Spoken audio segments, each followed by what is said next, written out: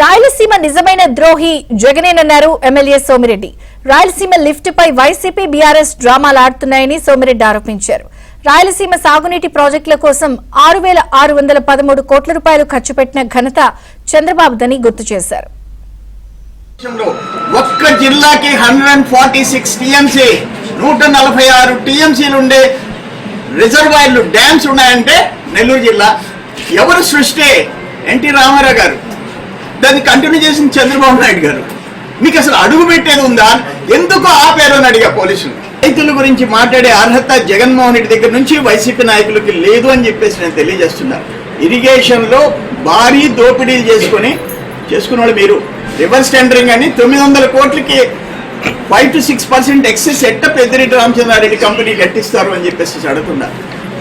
Rayalaseema lift గురించి మాట్లాడే అర్హత లేదు. చేసిన పాపాలు